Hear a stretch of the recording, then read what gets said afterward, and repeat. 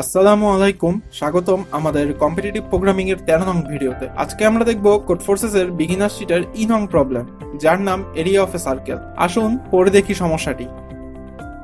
Given a number r, calculate the area of a circle using the following formula. Area is equal to pi into r square. Note, consider pi is equal to 3.141592653.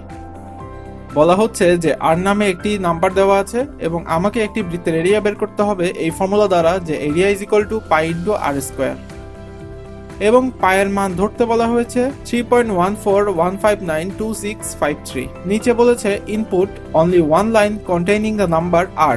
আর নামের ভেরিয়েবলে user থেকে একটি number নিতে হবে যার range হবে 1 থেকে বড় বা সমান এবং 100 থেকে ছোট বা তার সমান।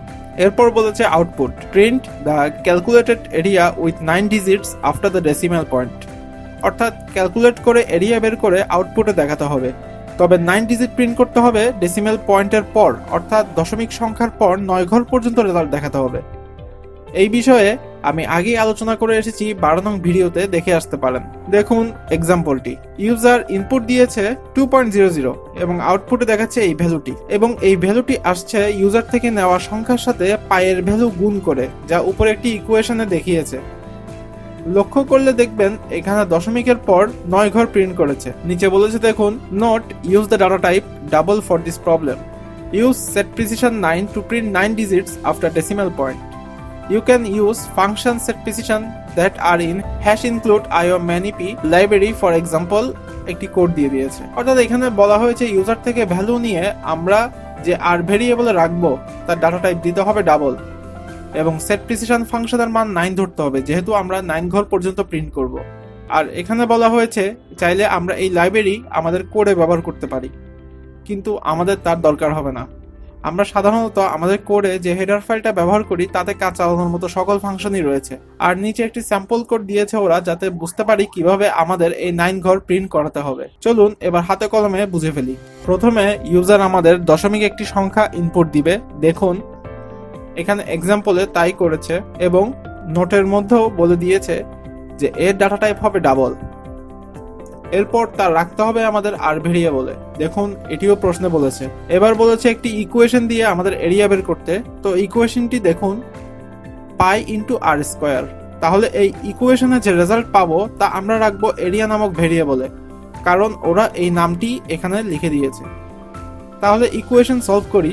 আগে ইকুয়েশনটি লিখে নিচ্ছি। দেখুন লিখেছি এখানে। পায়ের মান যেটা ধরতে হবে সেটা ওরা বলে দিয়েছে, দেখুন আমরাও লিখে ফেলি। এবার ইউজারের দেওয়া সংখ্যা যেটা আর ভেরিয়েবলে ছিল সেটার স্কোয়ার মানের সাথে গুণ হবে। তাহলে স্কোয়ার মানে জানি আমরা সেই সংখ্যা ততবার গুণ হবে, যেহেতু স্কোয়ার বলেছে সেহেতু 2 বার আর ভেরিয়েবল গুণ হবে। তাহলে এক্সাম্পলটা দেখুন, ইউজার দিয়েছে 2.000, বসিয়ে দিচ্ছি ইকুয়েশনে। আর পায়ের মান তো ওরা বলে দিয়েছে। এবার গুণ করে দেখি। দেখুন ক্যালকুলেটরে করে দেখাচ্ছি।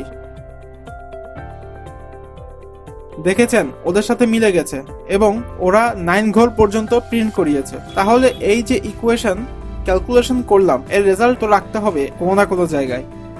তো এই ক্ষেত্রে আমরা এরিয়া নামক ভেরিয়েবলে এই রেজাল্টটা রাখবো, এবং আউটপুটেও এই ভেরিয়েবলটা আমরা প্রিন্ট করব, এবং তার আগে বলে দিতে হবে যে এটি 9 ঘর পর্যন্ত প্রিন্ট হবে। সেটা করব আমরা ফিক্সড এবং সেট প্রিসিশন ফাংশনের মাধ্যমে। আশা করি বুঝতে পেরেছেন। তাহলে আমরা কোডে চলে যাই। কোডে চলে এলাম। এবার বেসিক স্ট্রাকচার রেডি করে ফেলি। এবার ওরা বলেছে ইউজার থেকে ইনপুট নিতে এবং আর ভেরিয়েবলে রাখতে, এবং এর ডাটা টাইপও বলে দিয়েছিল ডাবল হবে। আমরাও সেটা করে ফেলি। এবার ইকুয়েশন একটা দিয়েছে, তবে এখানে আমরা পায়ের সিম্বল বসাতে পারবো না, তাই ইকুয়েশনে আমরা সরাসরি মান বসাবো যেটা ওরা প্রশ্নে দিয়ে দিয়েছে। এই দেখুন, তো এটা আমরা ব্যবহার করব। আর আমাদের ইউজার থেকে ভেরিয়েবল নেওয়া হয়েছে সেটা 2 বার গুণ করব, যেহেতু স্কোয়ার বলেছে প্রশ্নে। চলুন বসিয়ে দিই। ব্যাস, এবার আমরা আউটপুটে এই এরিয়া নামক ভেরিয়েবল প্রিন্ট করাবো।